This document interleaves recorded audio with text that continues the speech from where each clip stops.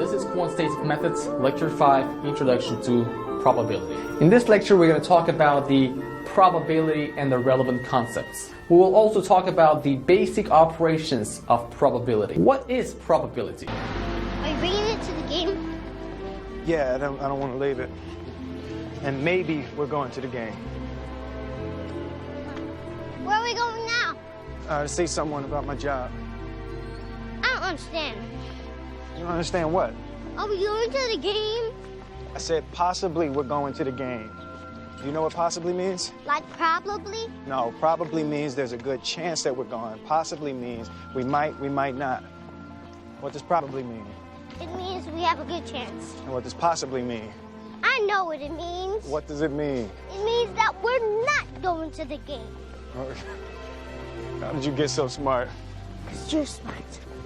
The probability is a likelihood or chance of something happening. In a quantitative methods, probability is a numerical measure of the chance of a particular event occurring. Probability takes a range of 0 and 1. If the probability of something is 0, that means this event is impossible.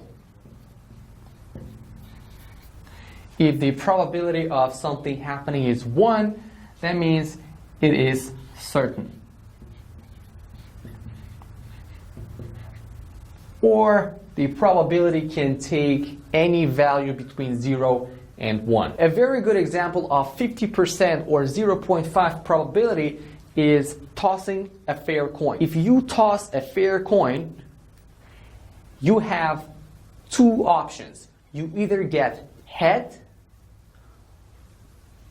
or a tail. Probability of getting a head is 0.5, and probability of getting a tail is also 0.5. And we have to remember that all the probabilities will equal to 1. Meaning, if we toss a coin, we have only two options. We either get a head or a tail. And the probability for head is 0.5, tail is 0.5, and if we add it, it's going to be 1. Now, what about if we use a die? The die has 6 sides. And what is the probability of getting, let's say, 6?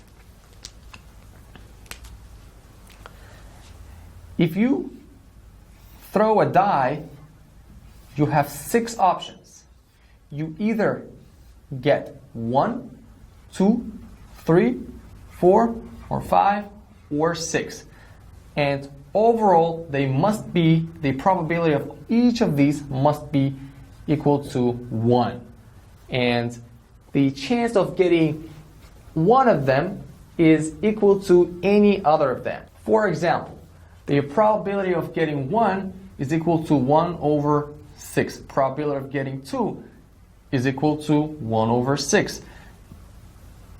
Probability of getting 3 is also equal to 1 over 6. Probability of getting 4, 6. Probability of getting 5, and probability of getting 6 is also 6. If we add them up, we're going to get 6 over 6, and which is equal to 1. That means the probabilities of all of these choices or outcomes should be equal to 1 or 100%. But probability of getting one of them should be equal to only 1 over 6 because we have 6 sides and they all have the same chances to be drawn. Consider a box. Now, let's say we have 6 blue marbles. 1, 2, 3, 4, 5, 6. And then we have 3 red marbles. 1, 2, 3. And let's say we have 2 black marbles and 1 green marble. So I'm going to make this a green marble.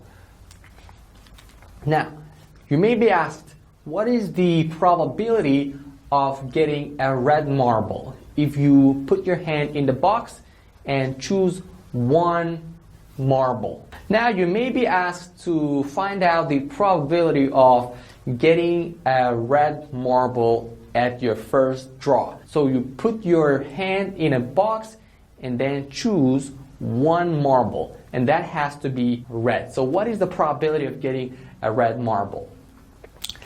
Let's say that the number of desired outcomes is, so we want red marble. Probability of red marble, probability of red marble is equal to, on the numerator we have to find total number of red marbles, which is 1, 2, 3.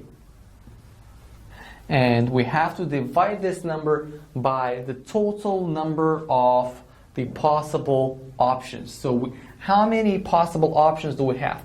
We have 1, 2, 3, 4, 5, 6, 7, 8, 9, 10, 11, 12. So the probability of having a red marble in your first draw is going to be 1 over 4, which is 0.25 or 25%. Now you know how to calculate the probability of drawing a red marble. Now, can you do the same thing for, let's say, what is the probability of getting a blue marble? Probability of getting a blue marble is equal to, so you count all the numbers, all the marbles that are blue, which is 6, divided by total possible outcomes, which is 12.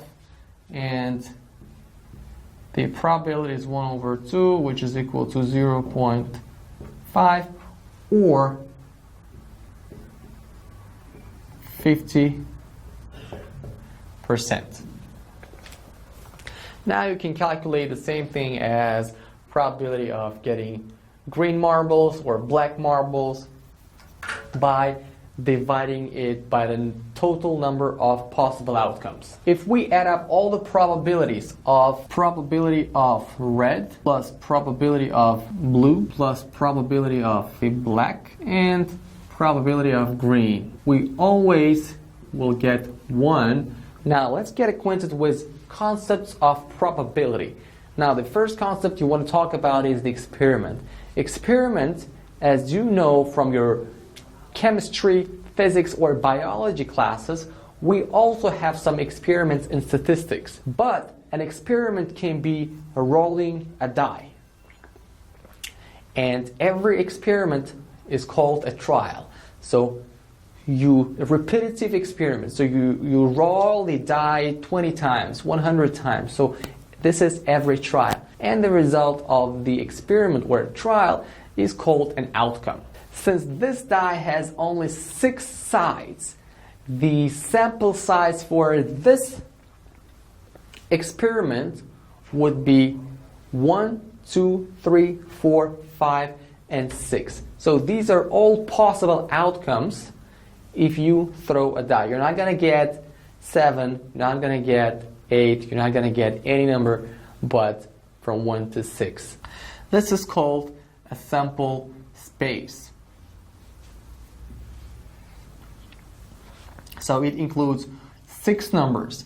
A sample point can be any number. And we also have a concept called an event.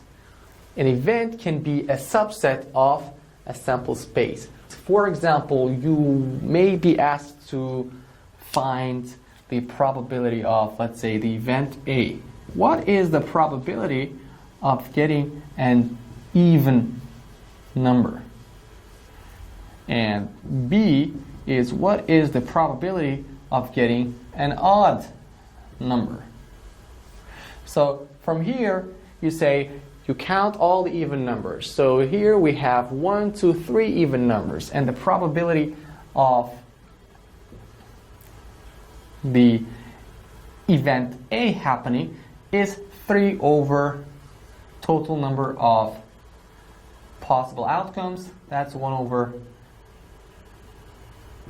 to 50%. And the same thing for odd, because we have equal number of even and odd numbers. As examples for experiments, we can tell tossing a coin. The experimental outcomes would be head or tail, and sample space would be head tail. Another experiment can be applying for a job, and experimental outcomes for that would be you can be hired or you can be not hired, and the sample space would be hired or not hired. Or you can roll a die, as we talked about it before. So there are 6 outcomes, and the sample space includes the numbers from 1 to 6. Playing a game can have 3 outcomes. You can lose, you can win, or you can draw. Or running a business can be another experiment. And the outcomes can be you can make a profit, you can make a loss, or you can make a break even, meaning you cannot, you can basically earn what you have invested, and that's it. Now we're going to talk about types of counting rules. The first type would be multiple. So what if we are asked to find the probability of tossing a coin not once but 2 times or 3 times? So that would be a multiple step. Then we're going to talk about combination and permutation. Let's talk about multiple step now. Let's toss a coin twice. What will be the first step? Step 1 would be to toss a coin. And what are the outcomes? So you toss a coin, there are 2 outcomes. The first outcome would be head, and the second outcome would be tail. Now you toss a coin the second time. So the second step would be you again get a head or tail. And at the same time, if you get tail at the first step, on the second step you either get head or tail. Now, how many possible number of outcomes do we have? Let's count. So the first possible outcome is head, head. Head in the first step, head in the second step. The second one is head, tail. Head in the first step and tail in the second step. The third one is tail, head. Tail in the first step, head in the second step. And the fourth one is tail, tail. Tail in the first step, tail in the second step. Now overall we have 1, 2, 3, 4 possible outcomes. Sample set is equal to head, head, head, tail, tail, head, tail, tail. So overall we have 4 possible outcomes. But how can we know this 4 without actually drawing this diagram? So a very simple rule is that in each step you have to count total number of possible outcomes and just multiply each step's total number of possible outcomes. For example, in the first steps there were 2 possible outcomes, and in the second step you also had 2 possible outcomes. For example, in the first step you had head or tail, in the second step you also had head or tail. So 2 multiplied by 2, you get 4. So sample set consists of 4 total possible outcomes. I'm gonna show you how to solve a multiple step probability question in a tree diagram. Let's consider tossing a coin twice. All right, so step 1, head, tail, and that's step 2, head, tail, head, tail. And now the outcomes are head, head, head, tail, tail, head, tail, tail. So these are 4 outcomes in our multiple step question. So let's compute the probability of each happening. So overall there are 4 outcomes. So they may ask you the question, what is the probability of